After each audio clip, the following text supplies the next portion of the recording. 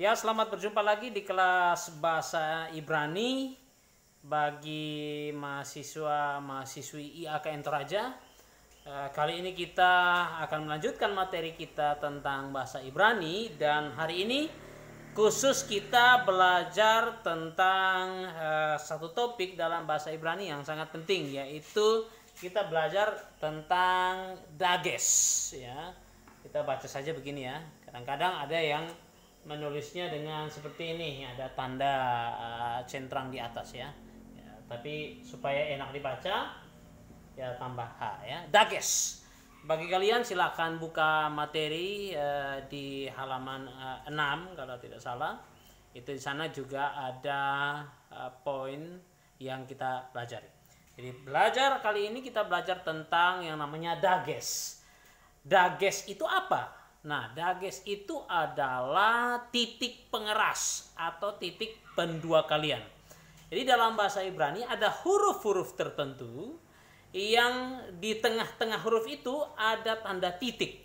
Jadi itu bukan noda biasa, bukan tanda yang tidak ada guna, tapi itu sangat berpengaruh ketika kita membaca kata itu. Jadi ada titik atau tidak ada titik, itu akan mempengaruhi kita dalam membaca.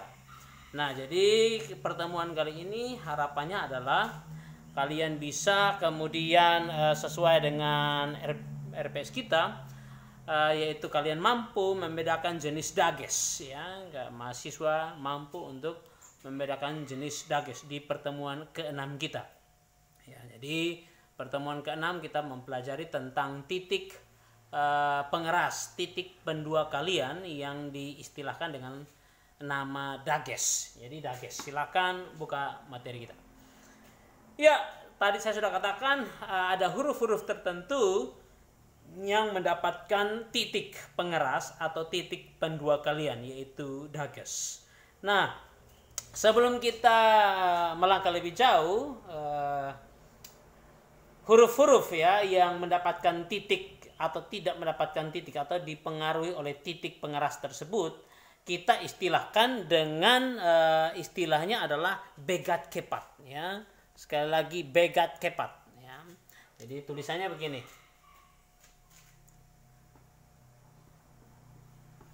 B ya, gat ke ya, kita begat kepat ya. Pat. Nah, ini paling tidak hampir mirip dengan kita waktu belajar tentang kamnapets ya, huruf-huruf yang yang memiliki huruf akhir, huruf final, kita singkat dengan nama gitu, kamnapets. Nah, untuk materi kita tentang dages, ini perlu diingat ada sebuah akronim. Akronim dari huruf-huruf yang dipengaruhi secara langsung oleh yang namanya dages ini ya, titik pendua kalian atau titik pengeras. Begat kepat ya. Sekali lagi dihafal, begat kepat ya, begat kepat. Jadi itu dihafal. Jadi dages ini sekali lagi adalah titik pengeras ya, atau titik pendua kalian. Ya. Titik pengeras atau titik pendua kalian. Jadi huruf-huruf apa saja yang dipengaruhi secara langsung oleh huruf begat kepat ya, oleh tanda dages ini ya, yaitu begat kepat. Huruf-huruf apa saja itu? Yang pertama yang harus dilihat itu adalah huruf, ada yang tahu? Huruf bet ya. Jadi dari kata B ini adalah huruf bet ya. Oke, kita tulis saja huruf bet. Ini huruf bet ya. Jadi kita tulis saja bet. G-nya ini apa? Ya, G-nya ini adalah akronim untuk huruf gimel. Ya. Ya. Ini ya, G ya. Maaf. Untuk huruf gimel. Kita sudah dapat ada B, Ga, D-nya apa? Ya, D-nya itu adalah huruf dalet. Huruf dalet. Ya. Lalu K-nya itu apa? Yaitu huruf kaf. Huruf kaf.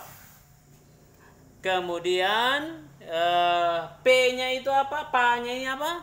Yaitu huruf P. Ya. Tahu ya huruf P ya? Huruf P, tahu ya? Huruf P. Ini ya, yang 4 ini ya. Dan kemudian yang terakhir, yang huruf T, ini adalah huruf tau.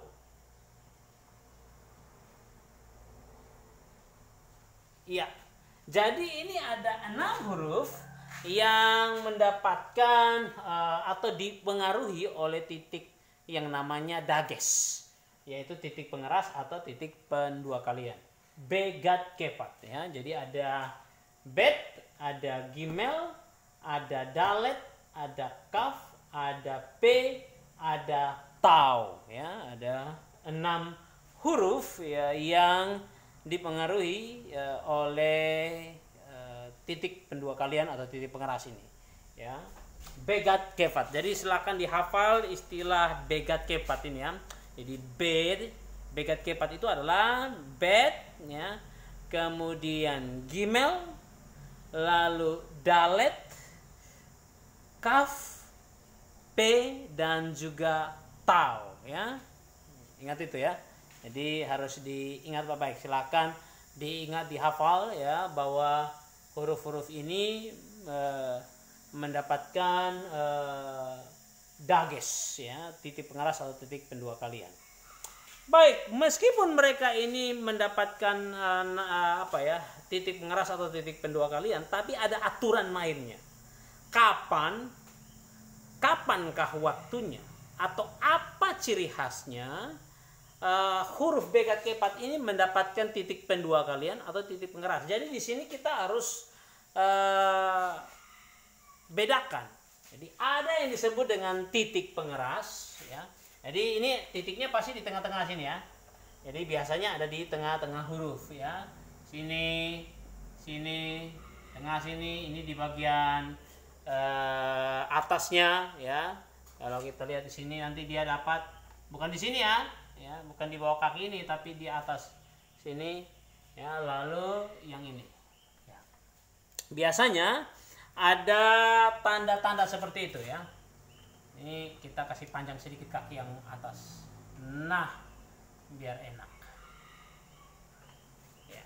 Jadi ada titik-titik yang terdapat di tengah-tengah huruf begat kepat ini ya. Huruf bet, gimel, dalet, kaf, p, dan juga huruf tau ya. Nah, tapi kita harus bedakan dulu, ada yang disebut dengan titik pengeras atau ini disebut dengan istilah dages lene ya. Jadi titik pengeras ini adalah dages lene. Dages lene ya. Itu ya, titik pengeras adalah istilahnya adalah dages lene ya. Lalu ada yang kemudian juga disebut dengan titik pendua kalian atau dages forte ya. Jadi meskipun mereka ini sama-sama dages, tapi mereka ada perbedaan gitu ya. Ada perbedaannya seperti apa, nanti kita sampai di situ ya. Jadi ada yang disebut dengan dages lene, ada yang disebut dengan dages forte. Dages lene itu adalah titik pengeras ya, sedangkan dages forte itu adalah titik pendua kalian. Baik, kita akan bahas satu persatu dulu ya. Nanti kemudian kita akan membedakan bagaimana caranya ketika kita baca teks bahasa Ibrani, kita tahu kalau ada titik di tengah ini, di tengah-tengah huruf B keempat ini dia titik pengeras atau titik pendua kalian. Ya. Jadi nanti kita analisa. Baik, yang pertama yang perlu dipahami adalah bahwa kita ke yang pertama dulu, langsung saja ke dages lene. Dages lene atau titik pengeras.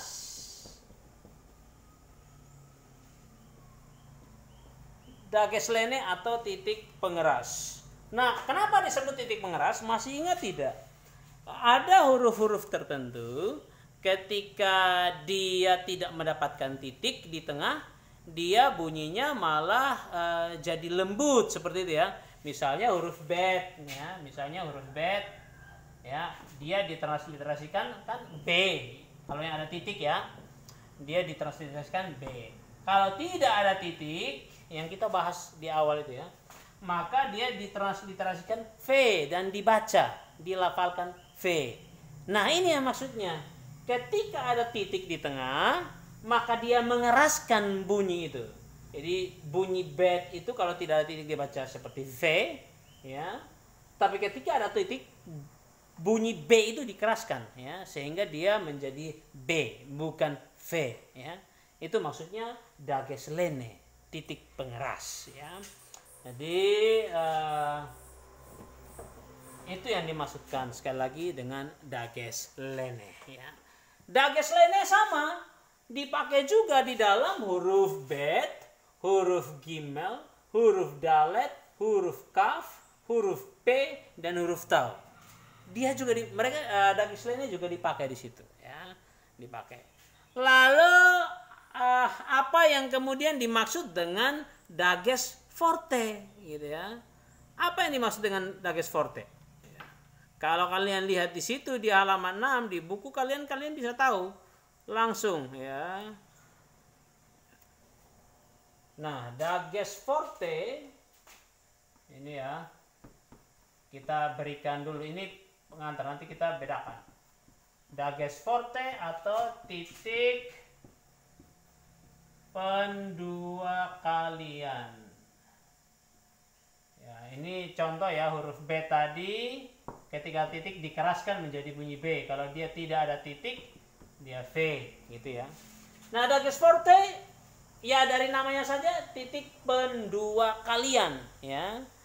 Berarti huruf yang mendapatkan titik tersebut didua kalikan, didouble, ya. Didouble. Nah, huruf-huruf yang mendapatkan dages forte juga sama dengan huruf-huruf yang ini ya, B keempat. Jadi misalnya saja kalau huruf dalet gitu ya, mendapatkan titik di sini contoh, maka dia menjadi double D ya. Itu contohnya menjadi double D ya. Kita lihat nanti ya. Contoh atau huruf tau misalnya, huruf tau ketika dia ada titik di tengah dia menjadi double T ya, menjadi double T. Misalnya kita lihat tulisan kitel ya, ini contohnya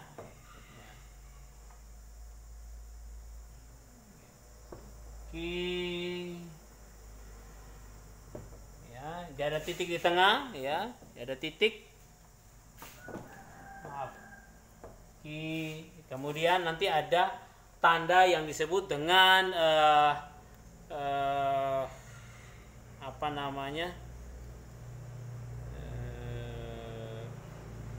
tanda vokal ya, akan disebut dengan tanda vokal ya. Misalnya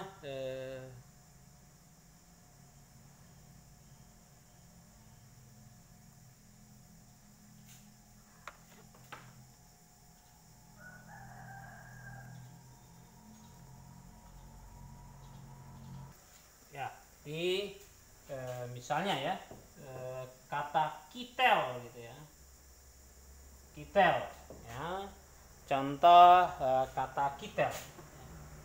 Ini tadi saya salah, ini contoh saja ya.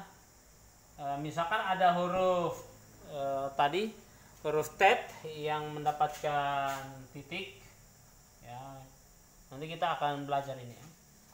Maka ini ditulis menjadi kitel ya. Jadi T-nya double ya. Jadi istilahnya T-nya double. Baik, itu perbedaan pertama dalam misalkan dalam transliterasi atau dalam cara membaca. Jadi kalau dia dages lene, kalau dia ada titik, dia ada titik ngeras, maka dibaca keras gitu ya huruf itu. Tapi kalau dia dages forte, maka dia didua kalikan huruf tersebut. Nah, sekarang tadi saya sudah katakan bagaimana kita bisa membedakan manakah yang termasuk dages lene, mana yang termasuk dages forte dalam sebuah kalimat ketika huruf tersebut mendapatkan titik di tengah-tengah. Ya, baik, kita lanjut saja dulu ya. Saya hapus yang ini. Jadi ada aturan ini, aturan.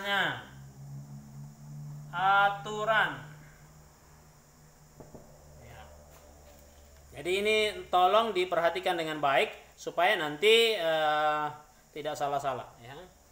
Aturan yang pertama. Ini aturan yang pertama. Apabila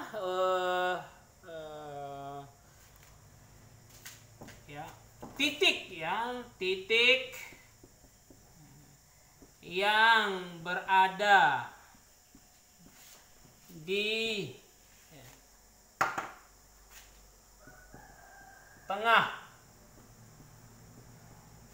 tengah-tengah huruf lain selain ya, huruf lain ya, selain gitu ya, huruf B gat kepat gitu tadi.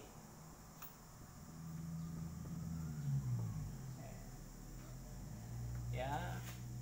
Jadi titik yang berada di tengah-tengah huruf-huruf ya, selain ya, oke, daripada selain huruf B gat kepat ya. Jadi berarti huruf yang lain lah selain huruf B, huruf Gimel, huruf Dalet, huruf Kaf, huruf P dan huruf Tau ya. Jadi huruf-huruf yang selain itu ya, selain ke-6 huruf itu. Tapi di tengah-tengahnya ada titik. Nah, ketika huruf-huruf yang lain selain B gat kepat ini mendapatkan titik di tengah-tengah, maka titik tersebut adalah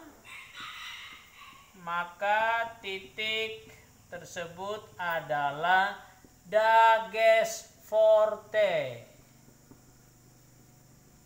Ya, maka titik tersebut adalah dages forte.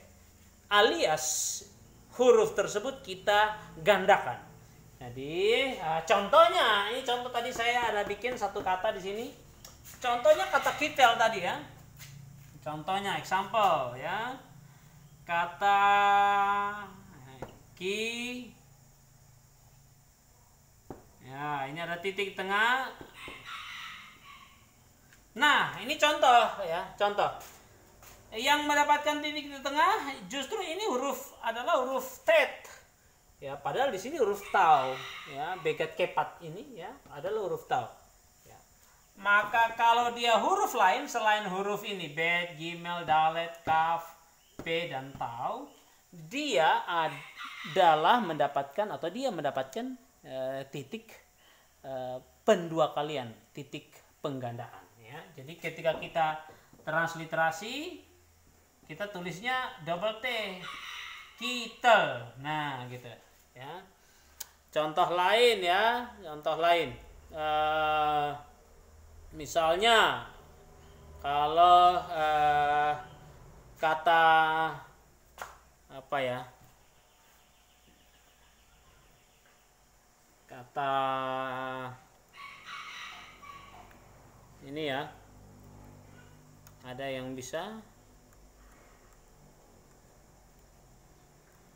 mungkin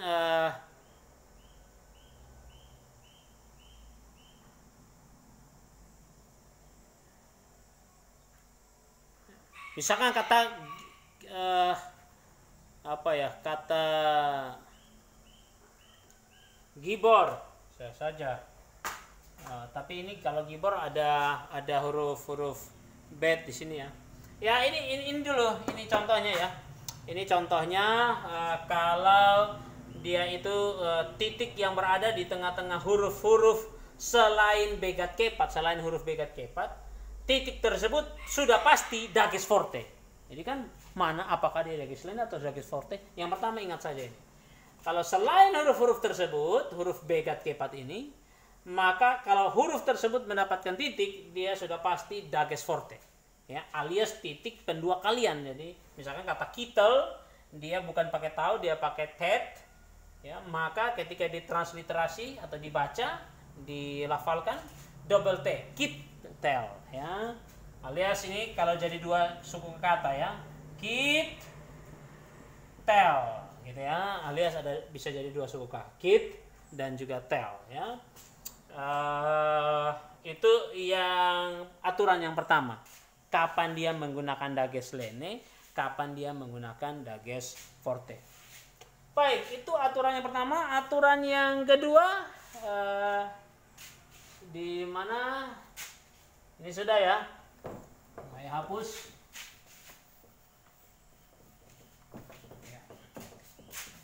Aturan yang kedua, apabila gitu ya, apabila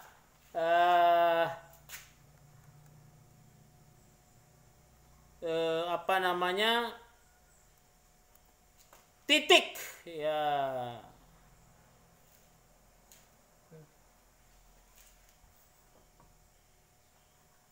nih titik yang berada di tengah-tengah huruf begat kepat, titik yang ada di tengah huruf begat kepat gitu ya. Jadi huruf-huruf yang berada di tengah-tengah sekarang ini ya. Kalau tadi yang pertama selain huruf-huruf begat kepat itu sudah pasti dages forte. Sekarang kalau bagaimana dia ada di tengah-tengah huruf ini? Nah, ini aturan yang pertama. Kalau titik itu ada di tengah-tengah huruf begat kepat yang gitu ya, tidak didahului, yang tidak didahului ya, tidak didahului oleh vokal. Nah, oleh vokal, maka titik tersebut adalah dages lene. Oke. Maka titik tersebut adalah dages lene. Ya. Contohnya, bagaimana ini? Titik yang ada di tengah-tengah begat kepat, tapi huruf itu tidak didahului oleh vokal, maka dia dages lene. Misalnya, ya, contoh ya, contoh. Ya. Contohnya kata berit, misalnya kata berit, ya. Ini ada titik, ini ada disebut dengan swa. Kita belum belajar itu, tapi tidak usah pusing-pusing dulu. Berit.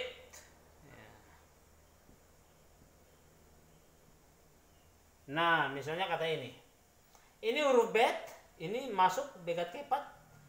Kita tidak mentransliterasinya, membacanya begini, gitu. Ya, kita tidak bacanya begitu. Berit, ya, bebe gitu ya, bebe, berit ya, bukan ya, tidak. Ini salah. Tapi dia dages lene, titik pengeras. Jadi dia bukan ferit juga, bukan ferit. Ya, ini juga salah. Dia dikerasin ya, sehingga dia menjadi berit ya. Itu maksudnya. Ya. Jadi sekali lagi, ketika dia ada, nah, berit, ini yang betul. Nah, apa maksudnya ini tadi? Karena dia ada di tengah-tengah huruf begat kepat yang tidak didahului oleh vokal, ya. Tidak didahului oleh vokal. Ya. Dari mana tahu tidak didahului oleh vokal? Apakah ada vokal di sini? Tidak ada huruf vokal di sini. Lalu bagaimana yang ini? Ya, ini ada tanda suwa di sini ya. Jadi dia ini bukan tanda vokal. Ya, dia bukan tanda vokal ya. Ini suwa bunyi namanya. Kita belum bahas itu, nanti kita akan bahas. Ini suwa bunyi ya. Berit. Nah, karena huruf ini ya, tidak ada huruf vokal di depan sini. Ya, tidak ada, dia langsung di awal ini ya. Sehingga dia dibacanya B biasa, tidak di double B. Karena di depannya tidak ada huruf vokal apapun. Atau ini misalkan di awal ya. Misalkan yang kedua, contoh yang berikut adalah miss ya, ini midbar. Ya. Dapat titik di sini. Ada titik di sini. Nah, ini contoh. Mid. Ini M, ini I, huruf I, ini dalet. Ya. Ini ada suwa di sini, ya. Suwa diam namanya, mid. Nah, ini ada titik pendua kalian ini di huruf begat, kepat, huruf bet.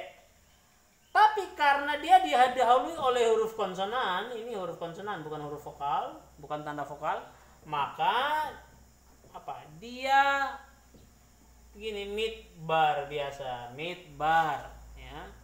Midbar. Dia bukan mid double B, mid babar gitu ya. Mid babar. Ya, bukan begitu ya. Jadi ketika huruf ini yang mendapatkan titik pendua titik dages di depannya tidak didahului oleh huruf vokal, maka dia ini dages len, bukan dages sorte. Dia titik pengeras, bukan titik pendua kalian ya. Kita juga tidak baca ini midfar ya. Kenapa tidak baca midfar? Karena ada titik di tengah ini ya. Jadi menjadi midbar. Tapi kenapa tidak menjadi mid double B R gitu ya? Mid bar gitu ya. Kenapa? Karena di depan huruf ini yang mendapat titik pendua kalian tidak ada vokal di sini. Ini tidak ada vokal. Ini huruf konsonan ya, tidak ada tanda vokal ya. Jadi itu aturan yang kedua. Sekarang aturan yang ketiga. Saya ke sini, saya hapus lagi yang ini ya.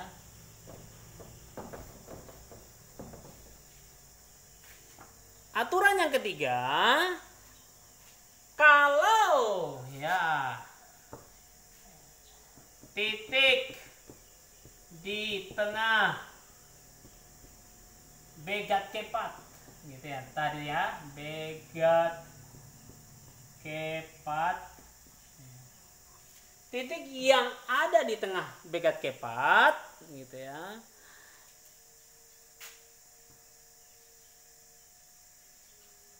didahului oleh vokal, maka nah ini kebalikannya yang tadi nomor 2. Titik tersebut adalah,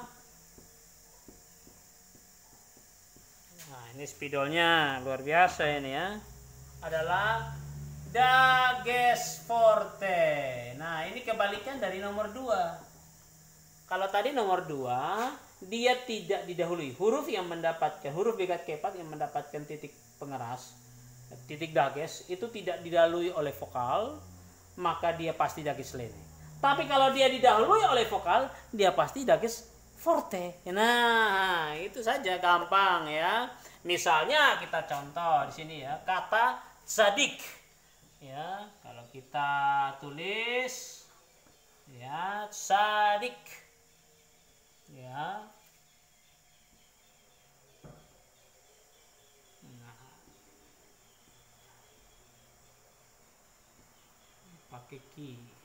Oke, ini misalnya contohnya, perhatikan ya, ini huruf C, sade ya, sa. Ini adalah tanda huruf A gitu ya. sa.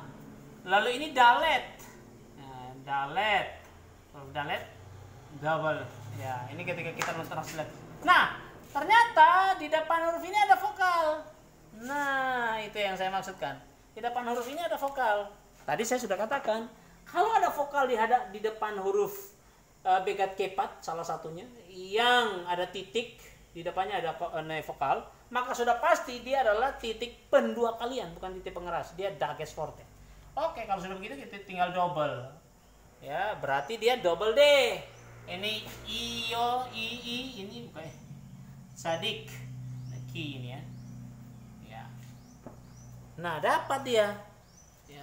Ini yang dimaksudkan double D. Ketika di depannya ada huruf A, gitu, tanda A, gitu, huruf ada tanda vokal.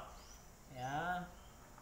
Sadik, maka pasti dia itu adalah dages forte ketika yang begat kepat. Ya, atau contoh yang berikut adalah nama, misalnya nama orang. Ha, gitu ya. Ben. Ha Ben. Nah, ini ada titik di sini. Nah, soalnya begitu. Ha Ben. Ya. Ini tulisnya bagaimana? Ini kan huruf H. Ya. Lalu ini masih sama, ini tanda untuk H. H. Ini huruf bet. Oke, berarti depannya ini ada huruf vokal, maka sudah otomatis langsung kita double B. Ini ada tanda untuk E, ya. Vokal E, ya. H ben, ini N akhir, masih ingat tanda patch. Ya. Nah, ini contoh, ya. Huruf tersebut kemudian di, ya, dua kalikan. Karena di depan huruf begat kepat yang mendapatkan titik itu, titik dages, ada vokal. Nah, ini tiga aturan tentang kapan dia itu dages forte, kapan itu dia dages lene. Jadi ini pelajaran kita tentang dages pada saat ini. Silahkan nanti buka buku latihan 1.4 kalau tidak salah. Silakan lihat itu latihan 1.4.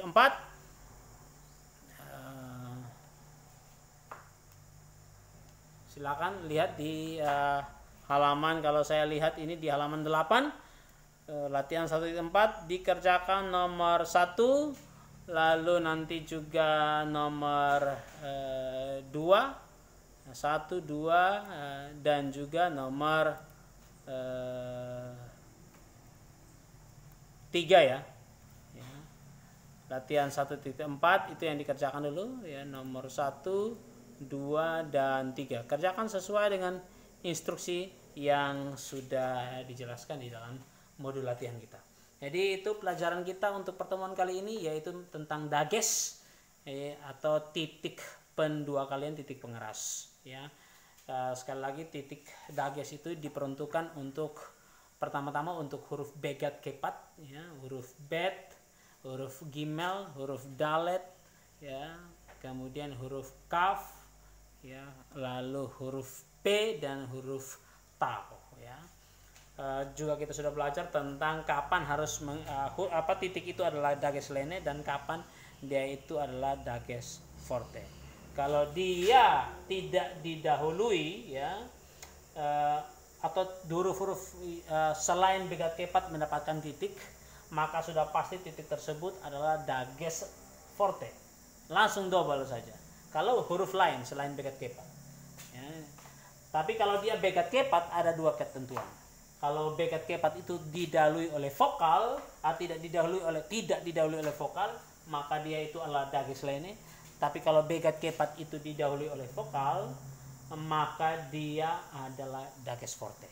Jadi itu secara rinci yang kita pelajari saat ini. Kalau ada pertanyaan silakan bertanya dan kita akan diskusikan bersama. Oke, sampai jumpa. Selamat belajar.